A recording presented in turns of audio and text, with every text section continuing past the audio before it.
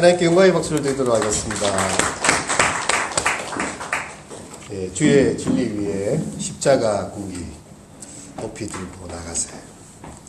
오늘은 종교개혁 502주년이 되는, 그러니까 10월 마지막 날이 종교개혁의 날인데요. 이제 우리가 앞두고 주일 종교개혁 기념주일로 지키게 됩니다. 기도하는 한 사람이 기도하지 않는 한 민족보다 강하다, 이런 말을 남긴 스코틀랜드의 종교개혁자 존 낙스가 있습니다. 원래는 그가 로마 카톨릭의 사제였는데요. 종교개혁자 위샤트의 이 설교를 듣고서 얼마나 이 1000년 동안의 이 로마 카톨릭이 부패하고 하나님의 말씀에 떠났는지 통탄해하면서 그는 종교개혁의 길에 그의 발을 한 걸음 내딛게 되었습니다. 그래서 이 개혁자 위샤트의 호위무사를 자처하면서 그렇게 종교개혁의 반열에 서게 되었습니다. 하지만 종교개혁을 반대하던 거대한 세력들이 있었고 결국 위샤트는 화형을 당하게 되었고요. 프랑스군이 세인트 앤드류를 점령하면서 이 존 낙스는 프랑스로 사로잡혀 가게 됩니다. 그리고 갤리선의 노예로 팔려가서 배 밑바닥에서, 정말 우리 그 배너에 나오는 배너가 배 밑바닥에 갤리선에 묶여가지고 그 노를 젓는 것처럼 그가 종교개혁의 길을 선택했기 때문에 그가 그곳에 발이 묶인 채, 손이 묶인 채 노를 젓는 일을 하고 있었습니다. 근데 하나님께서는요, 이 낙스를 기억하셨어요. 그래서 1549년에 영국 왕 에드워드 6세의 도움을 통해서 갤리선에서 해방되어서 다시 나올 수 있게 되었습니다. 그리고 이만큼 하면 이제 종교개혁을 그만둘만 하지 않습니까? 노예로 잡혀가가지고 갤리선까지 떨어졌는데, 하지만 그에게는요, 스위스로 왔을 때에 존 칼빈의 설교를 또 듣게 됩니다. 우리가 잘 아는 장로교의 정말 뿌리를 잡은 이 존 칼빈의 설교를 들었을 때요, 내가 다시 종교개혁을 해야 되겠다 생각이 듭니다. 그래서 스위스 제네바에 그 스코틀랜드에서 도망온 그 신앙의 자유를 위해 찾아온 사람들이 있었거든요. 그들을 위해서 이 목회를 하게 됩니다. 이제 낙스는 다시 자기의 고향 스코틀랜드로 돌아갑니다. 그리고 거침없는 설교를 내뱉게 되는데요. 정말 스코틀랜드가 당시에 국교를 로만 카톨릭으로 정하고 있었는데, 다시 말씀으로 돌아가는 이 종교개혁의 길에 그는 단호하고 공격적인 설교를 하게 되었습니다. 그래서 이렇게 역사의 기록에 보면 영국의 어떤 여왕에 대한 예의보다는 종교개혁자로서 하나님 나라를, 진리를 주장하는 편을 선택했다, 그렇게 표현을 하고 있어요. 그래서 스코틀랜드의 국교가 장로교가 되게 된 것은 바로 이 존 낙스의 그런 설교와 그의 희생이 있었던 것입니다. 그럼 존 낙스가 사역한 스코틀랜드 센트리 앤드류는요, 중세 영국의 카톨릭의 3대 성지였어요. 그러니까 굉장히 큰 성당이 3개가 있었는데, 캔터베리 대성당, 요크스민스터 대성당, 그리고 웅장한 대성당, 이 3개가 다 포진해 있는 그야말로 가톨릭의 심장부와 같은 그런 곳이었습니다. 그 당시에 이 대성당은요, 1160년에 세워져서 1318년, 거의 200년 동안 공사를 해서 성당을 짓는 거대한 토목공사가 이루어졌던 그런 곳이기도 하고요. 근데 존 낙스가 설교를 하고 외쳤을 때예요, 그 이야기를 들은 추종자들이 그 성당을 다 허물고 그것을 집을 짓는 그런 일을 하게 됩니다. 존 낙스의 무덤에 이런 묘비명이 기록되어져 있다고 합니다. 오직 하나님만 두려워할 뿐 결코 인간을 두려워한 일이 없는 자가 여기에 잠들어 있다. 여러분, 우리는 오늘 종교개혁자들의 외침을 생각하게 됩니다. 이 3가지의 큰 모토가 있지요. 오직 성경으로, 솔라 스크립투라. 오직 믿음으로, 솔라 피데. 오직 은혜로, 솔라 그라티아. 이게 종교개혁의 중요한 3가지 모토입니다. 여러분, 그 당시에는 권위에 대한 믿음이 강했어요. 로마 카톨릭의 사제와 그 추기경들과 그리고 그 모든 각 지역의 성당의 그 성직자들의 권위가 강했습니다. 그 권위에 대한 믿음으로 사람들은 그들의 죄를 용서받을 수 있고 그들의 삶의 어떤 길을 제시받았죠. 뒤집은 거예요, 루터는. 믿음에 대한 권위. 성경이 말하지 않는 것, 성경이 이야기하지 않는 것에 대해서 그 모든 것을 다 철폐시키는 믿음에 대한 권위로 그것을 완전 뒤집는 일을 하게 되었습니다. 루터 당시에 종교개혁으로 많은 로마 카톨릭 성당이 있다가 이제 개혁자들이 많아지면서 그 성당을 이제 교회로 개조해서 쓰는 일들이 많이 있었는데요. 근데 이제 루터는 새롭게 예배당을 짓게 되었습니다. 그래서 예배당을 지을 때에 이렇게 종교개혁의 정신이 담겨 있는 교회로 이 토로가오라는 예배당을 짓게 됩니다. 그래서 개혁 정신이 오롯이 담겨져 있어요. 보통 당시에 가톨릭은 이 성당 건물을 따로 소유하고 있었습니다. 그 지역과는 좀 구별된 그런 웅장한 건물을 소유하고 있었는데 이 토로가오 교회는요, 일반 건물들 사이로 교회가 들어있어요. 딱 들어가 보면 여기에는 또 사람들이 살고 이렇게 뭐 하는 데가 다 있고 물이 하나 있어서 그 문 사이로 들어가면 교회로 들어가는. 근데 이 자체가 굉장히 종교개혁적인 이야기였습니다. 왜냐하면 세상의 빛과 소금으로 세상 속에서 그리스도인으로 살아가는 것에 대해서 이 루터가 보여준 그런 건물의 구조가 되는 것이죠. 이제 세상과 분리가 아니라 세상 속에서 우리가 그리스도인으로 살아야 된다. 우리가 사는 곳에 사람 사는 곳이 있어야 되고 우리는 그곳에서 함께 있어야 된다는 것을 표현하는 그런 것이었어요. 그 교회 입구를 찾으려고 하면 그 교회 앞에 예수님의 그 순환을 상징하는 녹슨 모세 자국이라든지 어린 양의 모습이 있으면 이곳이 바로 교회의 입구가 되는 것입니다. 죽은 자를 위한 제사가 성행했지요. 그것을 다 예배당에서 치워버립니다. 성찬대를 심플하게 구성하고요. 이제 오르간을 전면에 내세워서 정말 하나님을 찬양하는 일에 이 루터가 이 찬양을 많이 불렀거든요. 종교개혁의 큰 힘은 찬양으로부터 나왔습니다. 그래서 신학과 음악의 조화를 이루면서 아름다운 음악과 힘있는 찬송으로 회중 찬송이지요. 그 전에까지는 그레고리안 성가라고 해서 이렇게 이제 성가대 중심으로 노래를 부르면 청중들은 거의 입 다물고 가만히 있는 것입니다. 근데 이제 루터는 함께 찬양 부르자. 우리가 함께 노래하자 이렇게 해서 찬양을 중요시하는 그런 구조를 만들게 되었습니다. 이 강단이 있고 위에 강단이 높이 있었는데요. 세 가지 구조가 그림이 그려져 있는데 한쪽에는 가늠한 여인을 향해서 예수님께서 용서를 말씀하시는 나도 너를 정죄치 아니하노니 너는 다시 가서 죄를 짓지 말아라. 그 그림이 하나 그려져 있고 중간에는요. 예수님께서 12살 때에 성경을 가지고 그 당시에 종교 지도자들과 이야기하시는 그런 그림이 그려져 있습니다. 그 제일 마지막 쪽에는요. 성전을 청결케 하시는 그런 예수님께서 채찍을 들고 성전의 장사꾼들을 내보내시면서 만민이 기도하는 집을 강도의 소굴로 만들지 마라. 이 세 가지가 종교개혁의 세 가지 그림을 보여주는 것이죠. 그 여인을 용서하신 그것은요. 율법으로는 이 여인은 돌로 쳐서 죽어야 됩니다. 사람들이 데려와서 예수님 앞에 세우고 모세의 율법에 이러한 여인은 돌로 쳐서 죽이라고 했습니다. 당신은 어떻게 하시겠습니까? 예수님께서는요. 이 여인을 용서하여 주시죠. 너희 중에 죄 없는 자가 있다면 먼저 돌로 쳐라. 다 흩어집니다. 나도 너를 정죄치 아니하노니 다시 가서는 죄를 짓지 말아라. 오직 은혜에 대한 말씀이 바로 이 가늠한 여인의 구조를 통해서 나타납니다. 그리고 성전에서 그 사람들과 이야기하시면서 종교 지도자들과 논쟁하시는 모습은요. 오직 성경으로 솔라 스크립투라 하나님의 말씀으로 그렇게 있는 종교개혁의 모습을 보여주고요.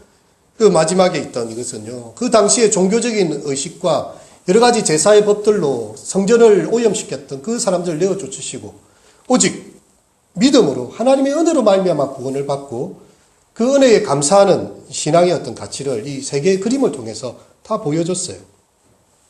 이 토로가오 교회가 이 성체의 모습을 이루고 있거든요. 다른 건물과 이루어지면서 이렇게 되어져 있는데 루터가 지은 찬송가 내주는 강한 성이요의 그 성의 캐슬의 모티브가 되었다고 합니다.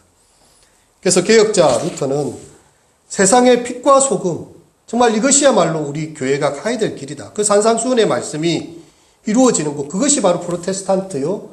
이전에 이 가톨릭이 가져왔던 것을 이겨나갈 수 있는 새로운 개혁의 기초로 보았던 것입니다.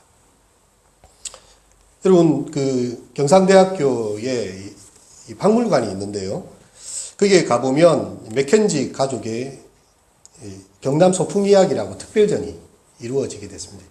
그러니까 한국과 오스트레일리아, 호주의 수교를 60주년, 30주년 기념하면서요. 맥켄지 가족이 정말 경남 지역에 와서 했었던 그들의 역할들을 보여주고 있는 것이죠. 부산과 경남에. 이런 맥켄지가 누굽니까? 호주의 선교사예요. 그가 우리 조선에 와서 봤을 때요. 나병 환자들이 자기 가족들도 나병 환자들은 돌보지를 않습니다. 그래서 영도에다가 이렇게 다 섬에 가둬놓고 돌보지 않는데 맥켄지가 그들을 데려다가 씻기고 먹이고 가르치고 하는 일을 하게 되죠. 그래서 나병 환자의 친구 맥켄지라고 이야기하게 됩니다. 이제 부산의 간만동에 가면 그 나병 환자의 그 흔적들이 남아 있고요. 또 용호동에 예전에 그렇게 다 있었죠. 여러분 아무도 자기 가족도 돌보지 않는 사람들을요. 맥켄지가 가서 가족처럼 돌봤습니다. 거기에 손양원이라는 청년이 있었죠. 어떻게 저렇게까지 약한 자들의 편에 설 수가 있는가? 그 환자들의 아픈 환부에 자기의 입을 빨아서 피고름을 뽑아내는 거예요. 여러분 아무리 의사나 아무리 자기 가족이라도 아픈 사람의 이걸 뽑아내지지가 않으니까 자기 입을 빨아서 피고름을 뽑아내어서 그 환자의 아픈 부위를 치료하려고 했던 그런 모습이 선교사들의 흔적입니다. 남녀 차별이 심했지요. 여인들은 공부는 할 수 없었고 정말 사람으로서 취급이 안 되던 시대입니다. 근데 맥피 선교사 같은 호주의 여자 선교사는 와가지고요. 35년 동안 홀로 독신으로 살면서 이 여학교를 만들고 여성교육에 앞장서서 여인들의 계몽을 만들었습니다. 그리고 형평운동, 우리 가보면 형평탑이 있지 않습니까? 정말 이렇게 양반과 상놈이 구분되고 반상의 구별이 그 오랫동안 이 조선시대 500년을 지나면서 구한말이 되어서도 그렇게 있을 때에 이 교회에서 맥부인이 정말 이 선교사를 도와서 통역을 하면서요. 형평운동. 하나님 앞에서 모두 다 똑같다.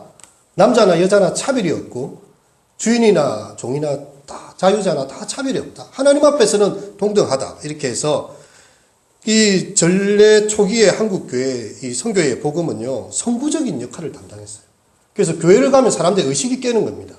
지금까지 물들어 왔던 당연하다고 생각했던 많은 것들이 하나님의 말씀 앞에서 다 뒤집어지고 그들의 삶에 큰 변화를 가져오게 되었어요. 근데 지금 현재는요, 이 성스러운 종교마저도 세속적인 가치의 매몰이 되어 가고 있습니다. 교회에 대한 평가를 그 교회의 성도가 몇 명 모이느냐, 단독 건물이 있느냐, 얼마나 큰 교회를 가지고 있고, 이제 어떤 교회는 교회가 커지면 교육관을 짓지요. 그리고 이제 기도원을 매입하고 또 이렇게 교회 묘지를 만들고 부동산이 확장이 되는 것으로 교회가 얼마나 크냐. 수와 양으로 교회를 측정하는 시대가 되어버렸습니다. 그럼 종교개혁 시대는요, 이 개혁자들이 고민했던 것은 정말 개혁된 교회냐, 아니면 개혁을 위해서 몸부림치는 교회냐, 이 두 가지 기준이 정말 이 개신교, 개혁교회를 판단하는 기준이었어요. 근데 종교개혁 502주년, 우리 한국교회는요, 대형교회냐, 아니면 대형교회가 되려고 하는 교회냐, 이 두 가지만이 남아있는 정말 그런 상황이 되어진 것입니다. 예수님께서 이 길을 가시다가요, 이 무화과 나무를 보십니다. 잎이 무성해요. 열매가 있는가 찾아보시려고 뒤져보시지만 열매가 하나도 없습니다. 저주를 하십니다. 내가 다시는 열매를 맺지 못할 것이다. 그 나중에 베드로가 그걸 보고 예수님 어제 저주하셨는데 이 나무가 뿌리채 말랐습니다. 예수님께서 왜 이 무화과를 저주하셨을까요? 그 중간에 본문에는요, 성전을 청결케 하시는 주님의 사건이 있습니다. 만민의 기도하는 집을 강도의 소굴로 만들어버린 이 예루살렘, 예수님 채찍을 드시고요. 그 인자하신 주님이 그들을 향해서 다 내어 쫓으시면서 이곳은 만민의 기도하는 집이 되어야 될 것이다. 그렇게 말씀하시죠. 예루살렘의 모습이 그와 같았습니다. 성전의 모습이 그와 같았습니다. 그들이 예배를 드리지 않았겠습니까? 그들이 율법을 읽지 않았겠습니까? 하지만 그들은 하나님의 말씀을 따라 사는 것이 하나도 없었고 오직 그것을 통해서 자기의 종교적 이익과 자신의 기득권만을 강화하는 그런 일에 종교를 이용하고 있었던 것이죠. 그리고 느헤미야 1장에 보면요, 이 느헤미야가 어느 날 기도하는 모습이 나와요. 그의 친구 하나니아가 그런 이야기를 해줍니다. 이 예루살렘 성전이 지금 다 불이 타고 없어졌고 성벽이 다 회파되어서 다 무너져 내렸다. 이 느헤미야가 왕의 이렇게 그 술 맡은 여기 관원장으로 역할을 하고 있습니다. 근데 그에게 이런 소식이 들려오니까 수위를 울고 금식하면서 기도를 하고 있어요. 하나님의 성전이 이렇게 다 회파되다니. 그의 마음이 수색이 가득했습니다. 밥이 넘어가지를 않는 것이었죠. 깨어지고 무너진 공동체로 인해서 그가 마음을 아파하고 기도했던 것이 바로 느헤미야의 기도지요. 그리고 그는 결국은 그곳으로 왕의 허락을 받아서 가서 무너진 성벽을 재건하는 느헤미야의 그 역사가 이 구약 성경에 있게 됩니다. 그리고 성경은 이야기하십니다. 애통하는 자는 복이 있나니 저희가 위로를 받을 것이며. 우리 시대를 바라보면서 이런 우리 뉴스에 나오는 또 교회 소식들을 들으면서요. 정말 여러분 우리 속에 그런 애통함이 있습니까? 하나님 이거는 교회의 모습이 아니지 않습니까? 이거에 주님이 원하시는 주님의 영광스러운 그 얼굴에 비해서 주님의 몸인 교회가 너무나 병들고 너무나 초라하고 너무나 병약하여져 있는데 주님의 몸된 교회가 이렇게 있는 것은 아니지 않습니까? 여러분 그런 애통함을 한 번이라도 가져보시나요? 정말 이 시대에 그 무너져가는 교회 소식들과 급감해가는 교회의 청년들, 청소년들의 모습을 바라보면서 정말 믿음의 그 복음의 능력이 전수되지 못하고 어디에선가 단절되고 마치 혈압이 꽉 막힌 것처럼 소통되지 못할 때 그것 때문에 잠을 못 이루고 아픔을 가진 적이 있나요? 그럼 대학 시절에 저는 이렇게 한국 기도학생회 그 선교 활동도 하고 이렇게 공부를 하면서 그 추억에 있던 대학가가 있었어요. 그래서 언젠가 한번 방문해 본 적이 있었는데 그 자취방은 온데간데였고 온 건물이 다 나이트클럽에 러브 호텔에 모텔로 뭐 불야성을 이루고 있었어요. 그리고 그 가운데 이제 제가 새벽이면 기도하러 갔던 그 예배당이 있었는데요. 그 예배당은 그 시설에 거의 포위가 돼가지고 거의 그냥 예배당 하나만 남아있는 것 같은 그런 모습이 되어져 버렸어요. 우리 시대가 이렇구나. 정말 신앙의 가치나 이 상식적인 믿음의 가치를 찾아보기보다는 세상의 세속주의와 그 물질주의와 그런 것들에 다 포위되어져 있구나. 그런 걸 느끼게 됩니다. 여러분 우리가 속한 이 믿음의 공동체가요. 마치 유언가에 포위된 교회의 모습처럼 세속의 물결의 사방으로 노출이 되어져 있습니다. 그것은 다만 우리 시대만이 아닙니다. 바울이 사역했던 그 당시의 에베소, 우리가 읽었던 에베소서요. 그 에베소의 에베소 교회 형편도 마찬가지였습니다. 성지순례를 갔다 온 그때 우리 신대원 교수님이 그런 이야기 하시더라고요. 에베소 유적을 가보면 누구나 다니는 길바닥에 벌거벗은 여인의 상들이 버젓이 곳곳에 다 조각이 되어져 있더라. 그 당시에 그 사람들이 추구했던 것이 무엇이었는지를 보여주는 고대 도시의 흔적이죠. 오늘날 우리 한국 사회는 어떻나요? 인터넷 강국이지요, 그죠? 5G가 이제 막 보편화되고 이제 폴드폰이 나오고, 여러분 그만큼 5G만큼의 속도와 입체감으로 이제 이 유혹과 죄악들이 아이들의 손으로 또 사람들의 손으로 찾아온다는 그런 말이기도 합니다. 그 어느 시대보다도 정말 죄의 이 독버섯 같은 파급의 영향력들이요. 이렇게 파고들 수 있는 것이 바로 우리 시대가 되는 것이죠. 에베소에 그러한 곳에 교회가 있었어요. 이 교회들은 여러 가지 압력과 세속적인 유혹에 놓여져 있게 됐습니다. 그들이 이제 갓 예수 그리스도를 믿게 됐어요. 에베소 교회의 이야기를 성경 읽어보면 정말 그들이 이제 예수 믿고 신앙생활 하려고 하는데요. 유대주의자들이 와서 이야기합니다. 예수 믿는 것만으로 불가능하다. 구약의 사람들처럼 할례를 받아야 되고 음식 규례를 잘 지켜야 되고 종교적인 절기를 잘 지켜야 된다. 예수 믿은 사람들을 또다시 율법으로 가두어 놓으려는 그런 압력들이 있습니다. 그리고 에베소 6장에 보면 하늘에 있는 악한 영들에 대해서 우리가 영적 전쟁을 하고 있다 이렇게 표현이 되는데요. 그 에베소의 이 사탄적인 마술이 굉장히 유행하고 있었습니다. 또 그런 것들이 적대가 되고 있었죠. 그리고 소아시아의 당시 풍미한 음란한 우상 문화의 집산지가 바로 이 에베소였습니다. 그래서 복음을 전하러 이렇게 바울이 왔을 때에 에베소에 사람들이 와가지고 크도다 아데미 신이요. 아테미죠, 아테미. 예. 신의 이름을 부르면서 이 바울 일행의 복음 전하는 것을 저지했던 그런 일들도 있었어요.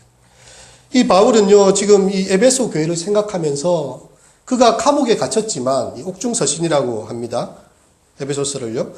그가 이 소아시아의 에베소 교인들을 생각하면서 그가 갇힌 자 중에 기도하면서 이 편지를 보내는 것입니다. 그리스도의 사랑을 깨달아 하나님의 충만하신 것이 너희에게 충만하시기를 원하노라. 이제 너희가 여러 가지 시험에 노출되어져 있고 영적 포위망 속에 들어있지만 그것에 위축되지 말고 악한 영들을 이겨내고 하나님의 전신갑주를 입고 나가세 주 예수만을 위하여, 우리 오늘 베이트 찬양단의 특성처럼 그렇게 믿음으로 전진할 것을 이야기를 하고 있습니다. 여러분, 주님의 교회가요, 하나님의 은혜 가운데 온전히 섰을 때에 이루어내야 될 가장 이상적인 모습, 그 표지가 되는 모습이 무엇입니까? 그것이 바로 우리가 읽었던 본문 가운데 나와 있습니다. 13절의 말씀을 다 함께 읽어보겠습니다. 시작. 우리가 다 하나님의 아들을 믿는 것과 아는 일에 하나가 되어 온전한 사람을 이루어 그리스도의 장성한 분량이 충만한 데까지 이르리니. 예. 우리가 사랑 안에서 참된 것을 하여 그에게까지 자라가라. 여러분, 이것이 바울 사도가 그들을 생각하면서요, 기도하면서 너희가 자라가야 될 목적은 그리스도의 장성한 데 충만한 데까지 이르는 것이다. 그런 표현을 제시하고 있습니다. 그리고 그 사람의 괴술과 간사한 유혹에 빠지지 않기 위해서 그렇게 어린아이의 모습을 너희는 가져서는 안 된다. 어린아이의 털을 빨리 벗고 너희가 빨리 분별하고 자라가라는 것이죠. 그리고 오직 사랑 안에서 참된 것을 하여 범사에 그에게까지 자랄지니 그는 머리 대신 바로 그리스도다라고 이야기를 하고 있습니다. 세상의 풍조는 우리를 끊임없이 유혹하고 흔들어댑니다. 간사한 유혹에 빠져서 온갖 교훈의 풍조에 밀려다니게 해요. 하지만 우리가 하나님 말씀에 굳게 서서 예수 그리스도를 바라보라는 것입니다. 여러분, 이것이 바로 우리 신앙의 목적입니다. 우리를 왜 이 세상에 우리 주님이 두셨을까요? 우리로 하여금 왜 예수 그리스도를 믿게 하셨을까요? 믿음의 결국은 구원에 이르는 것이지요. 그렇다면 하나님의 사람들을 예수 믿고 빨리 천당에 보내주시지 왜 이 땅에 우리를 아직 남겨놓고 살아가게 하시는 것입니까? 여러분, 우리는요, 이 땅 가운데서 해야 될 하나님의 나라의 일들을 감당하기 위해서입니다. 우리의 영원한 내세에 대한 소망도 분명히 필요하지만 지금 여기에서 우리가 하나님의 백성으로서 싸워야 될 싸움이 있고 영적 전투가 있고요. 주님의 몸된 교회를 세워가야 될 그런 사명이 우리에게 있기 때문입니다. 하늘의 뜻이 하늘에서 이룬 것처럼, 주님의 뜻이 하늘에서 이룬 것처럼 이 땅 가운데 이루어지시기를 고백하는 그 믿음의 공동체를 통해서, 우리를 통해서 불의와 죄악이 파니치는 이 세상 가운데 하나님께서 하실 일들이 있기 때문이죠. 여러분, 우리는 머리 대신 그리스도의 모습을 항상 기억해야 합니다. 우리 교회에 어떤 신앙의 좋은 모델이 있다면 그 모델을 따라가는 게 참 좋겠지요. 그리고 신앙 서적을 읽거나 또 정말 아까 이야기했던 손양원 목사님 같은 정말 시대의 여러 가지 시련에도 굴하지 않고 정말 믿음 가운데 끝까지 신사참배도 반대하고 정말 그 나간 자들의 친구가 되었던 그런 모습 저는 또 찾아가야 되겠지요. 하지만 성경은 우리에게 더 깊은, 더 높은 기준을 요구하고 있습니다. 너희의 목적이 어디까지냐? 너희는 온전한 사람이 되어야 된다. 그럼 참 이거 어려운 요구 아닙니까? 예수님께서도 이 말씀을 하셨지요. 너희 하늘 아버지의 온전하심과 같이 너희도 온전한 자가 되어라.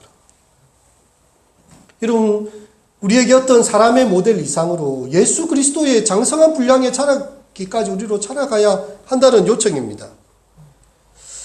여러분, 우리가 있음으로써 우리 곁에 있는 사람들이 좀 저 사람 때문에 그래도 참 시대의 양심이다. 네 같은 사람이 있으니까 좀 세상이 그래도 좀 밝아지는 것 같다.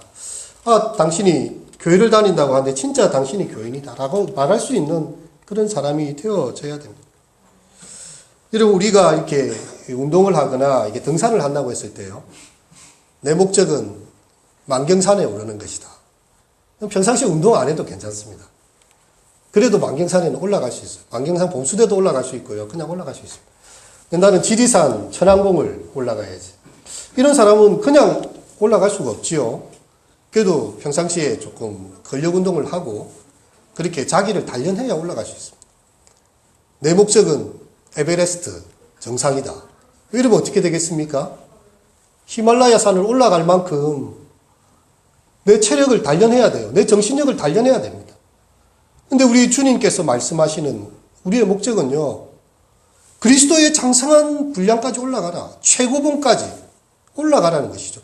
너희의 믿음이 단지 교회를 왔다 갔다 하고 그런 정도가 아니라 너희의 있는 곳에서 그리스도인이라고 사람들이 인정할 만큼 그렇게 자라가라는 것이죠. 여러분, 초대교회에 이 교인들을 향해서 그리스도인이라는 이름을요, 교회 다니는 사람들이 쓴 적이 없습니다. 그들은 단지 하나님 말씀을 따라서 주님께서 주신 가르침을 따라서 살아갔을 뿐이에요. 근데 이방 사람들이 봤을 때 이 이야기를 해줍니다. 안디옥의 그 사람들이요, 정말 예수님께서 말씀하셨던 것처럼 그런 말들을 하면서 예수님께서 그러하셨던 것처럼 그런 삶을 사는 사람들이 있구나. 이방인들이 붙여준 이름이에요. 당신은 그리스도인 같습니다. 당신들은 그리스도인입니다. 여러분, 제가 예를 들어서 목사라고 이야기하지 않아도요, 다른 사람들이 보면서 당신은 아무래도 목사님 같은데, 이런 이야기가 나와야 그게 진짜 목사가 되는 거잖아요. 자, 명함을 주면서 제가 어디 교회 목사입니다. 근데 전혀 목사 같지 않은데 왜 이런 명함을 주지? 이런 모습이 아니라, 우리가 말을 하지 않는다 할지라도요, 내가 사는 곳에서 하나님 말씀을 붙잡고 청결한 양심을 가지고 하나님 앞에서 온전히 살고자 할 때요, 우리를 향해서 누군가가 우리의 삶의 이유에 대해서 물어줄 수 있고 우리의 신앙에 대해서 관심을 가져줄 수 있는 그런 삶이 되어져야 되지 않겠습니까? 이 시대의 풍조를 따라서 똑같이 살아가는데 무슨 우리에게 대한 질문이 있고 우리에 대한 소망이 있겠습니까? 그것 때문에 고민해하고, 윤동주 시인이 하늘 우러러 한 점 부끄러움이 없기를 잎새에 있는 바람에도 나는 괴로워했다. 독실한 크리스찬이었죠. 그는 많은 사람들이 다 변절해가는 시대예요. 그리고 어떤 사람들은 독립군으로 나아가서 이렇게 일제와 한가하던 시대에 일본에 유학 와서 자기가 이렇게 대학을 다니는 것조차도 양심에 거리켰어요. 정말 그의 양심이 잎새에 있는 바람에도 괴로워할 정도였습니다. 그리고 그는 신앙의 시대를 우리에게 많이 남겨주게 되었지요. 여러분, 우리가 가져야 될 그런 목적, 우리가 달려가야 될 신앙의 궁극적인 목적은요, 바로 그리스도의 충만한 데까지 살아가는 것입니다. 여러분, 우리는 이 시대의 어둠을 욕하고 한탄하고 있습니다. 하지만 정말 한탄해야 될 것은요, 이 어둠이 있는데 밝힐 빛이 없다는 것이죠. 여러분, 어둠은 원래 어둡습니다.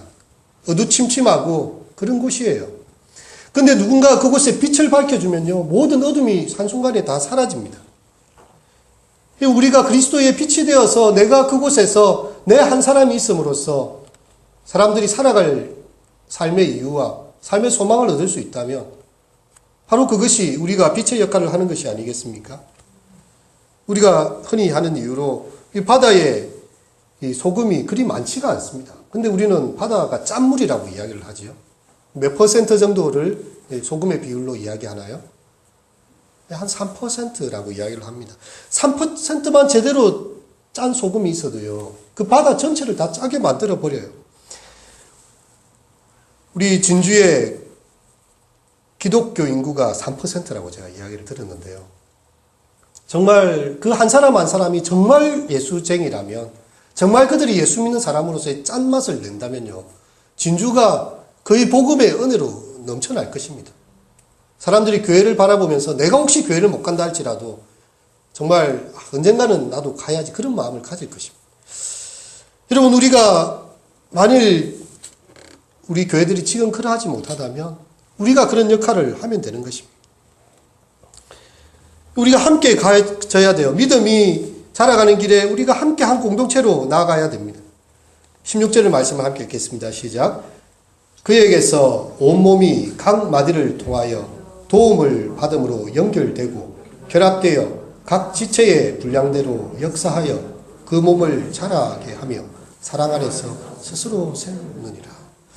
지금 이 바울 사도는요, 너희가 이 그리스도의 한 몸이 되었다는 사실을 강조하고 있어요. 서로가 각 지체가 되어서 연결이 되고 결합이 되고 그 분량을 자기 역할을 다 합니다. 여러분, 그 역할 하나하나가 다 소중한 것이죠. 교회에 이제 각 물건들이 서로 이제 논쟁을 하게 되었습니다. 예배를 드리는데 누가 제일 큰 역할을 할까? 이 마이크가 딱 이야기를 합니다. 당연히 나지. 예배 시간에 이 목사님 설교하려고 하는데 이 마이크가 제대로 찌지직거리고 소리 안 나주면 누가 잘 듣겠느냐. 전달도 안 되고 사람들이 좋을 것이다. 웃기지 마라. 이 옆에 있는 피아노가 이야기합니다. 찬양이 있어야죠. 내가 이 찬양을 제대로 안 쳐주면 어떻게 사람들이 하나님을 향해서 마음이 열리겠느냐. 이 피아노가 자기 역할을 이야기합니다. 그리고 각자 이렇게 이야기를 하고 있는데요. 예배당 위에 꼭대기에 있던 못 하나가 가만 생각해 보니까 자기는 역할이 아무것도 없는 것 같아요. 나는 옷이 박혀서 저렇게 있는 것밖에 역할을 안 한 것 같아요. 나는 교회에서 할 일이 없구나. 혼자서 또르르 떨어져 내렸습니다. 근데 그날 비가 엄청 쏟아졌어요. 그리고 못이 떨어져 내린 자리로 비가 흥건히 고여서 밑으로 하니까요. 예배를 드릴 수가 없습니다. 여러분, 예배의 자리에, 공동체의 자리에는 중요치 않은 사람이 아무도 없어요. 예배 자리에 그 자리를 지키고 있는 그 한 사람의 역할도 너무 소중한 것입니다. 하나님께서 그 영혼을 통해서 말씀하시는 거죠. 그리고 마이크가 있고 피아노가 있고 있는데 사람이 아무도 없다고 생각해 보십시오. 예배가 드려지겠습니까? 설교자 혼자 설교할 수 있나요? 여러분, 한 사람의 역할, 예배의 자리를 지키고 와서 이 지키고 있는 그 역할조차도 하나님 앞에 소중한 것이지요. 여러분, 한 사람이면 가다가 넘어지면 세워줄 사람이 없습니다. 근데 두 사람이 같이 가면요, 손을 이끌어서 끌어 당겨줄 수가 있지요. 혼자서 추운 밤에 누우면 정말 춥습니다. 하지만 같이 누워있으면 몸에 열기가 따뜻하게 온기가 전해줍니다. 줄 하나는 쉽게 끊어지고요. 하지만 삼겹줄은 끊어지지 않습니다. 우리를 믿음의 공동체로 부르셔서 온몸이 각 마디를 통하여 연결이 되고 도움을 받음으로 서로 연결되고 결합되어서 각 지체의 분량대로 역사하여 우리가 사랑 안에서 스스로 세워서 그리스도의 장성한 분량에까지 이르는 것.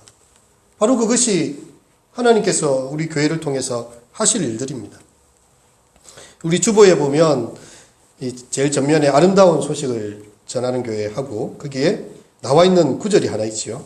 예, 그 밑에 구절 한번 읽어볼까요? 예, 시작.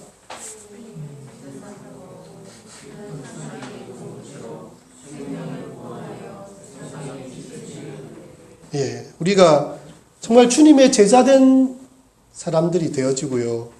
믿음 안에서 깊은 사귐의 공동체가 되어지고 그렇게 하면 생명을 구원하고 세상에 빛이 되는 교회가 될 수 있습니다. 주님께서 우리를 보셔서 이곳에 구원의 손을 펼쳐주실 것입니다. 소돔과 고모라가 멸망하게 되었을 때 하나님의 천사가 찾아왔지요. 아브라함을 찾아와서 그에게 비밀한 일을 들려줍니다. 그때 아브라함이 주님, 저의 말씀을 한번 들어주십시오. 만일 그 성에 의인 50이 있으면 어떻게 하시겠습니까? 그 성을 그 불과 유황 속에 다 멸하시겠습니까? 아니지. 내가 멸하지 않겠다. 주님, 만일 45인이 있다면 어떻게 할 것입니까? 그래도 멸하지 않겠지. 30인이 있다면요. 20명이 있다면요. 그리고 이제 마지막에 이야기를 합니다. 주님, 내가 이제 마지막 한 번만 더 주님 묻겠습니다. 요청합니다. 만일 의인 10명이 있다면 저 소돔과 고모라를 어떻게 하시겠습니까? 의인 10명이 있어도 나는 멸하지 않을 것이다. 주님께서요, 찾고 계십니다. 정말 참 그리스도인, 복음과 하나님의 나라를 위하여서 정말 이 시대 가운데서 마음을 아파하면서 통회하면서 정말 그렇게 주님의 뜻을 구하는 정말 이 시대의 종교개혁을 바라보면서 교회가 새로워지고 그리스도의 빛의 그 역할을 감당할 수 있고 소금의 짠맛을 낼 수 있는, 그리고 그리스도의 모습을, 향기를 전해줄 수 있는 그 사람들의 공동체를 주님은 찾고 계십니다. 주님께서 나를 보실 때에, 우리 교회를 보실 때에, 우리 주약교회를 보면서 그래 우리 주약교회가 있기 때문에 내가 이 진주도성을 멸하지 않고 이곳에 하나님의 긍휼, 나의 은총과 긍휼을 베푸리라 말씀하실 수 있는 주님이 찾으시는 정말 우리 교회가 되실 수 있기를, 그리하여 이 타락해가고 어두워져가는 이 시대 가운데서 주님의 뜻을 드러내는 귀한 통로가 되실 수 있기를 우리 다 함께 기도할 수 있기를 축원합니다.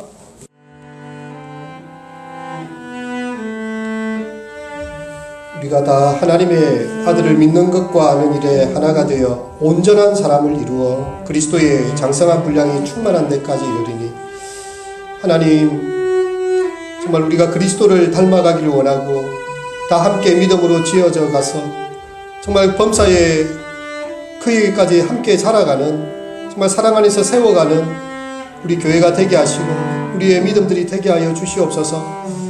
주님, 교회는 많되 주님 정말 주님이 찾으시는 교회가 없고 참 많은 기도가 있지만 참 주님의 마음에 와닿는 기도를 드리는 자들이 적고, 주여 종교적인 의식과 예배는 많지 있지만 주님의 마음을 흡족해 하는 예배가 사라져가는 이 시대 가운데서 우리가 주님이 찾으시는 한 사람, 주님이 원하시는 믿음의 공동체, 그리하여서 정말 세상의 빛과 소금으로 주의 뜻을 이 땅 가운데 이루어낼 수 있는 하나님이 사용하시는 교회로 우리 주약교회, 우리 성도들을 사용하여 주시옵소서.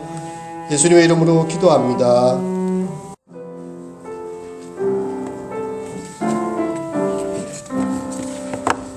내 주는 강한 성이요 방패와 경비 되시, 그 날 안에서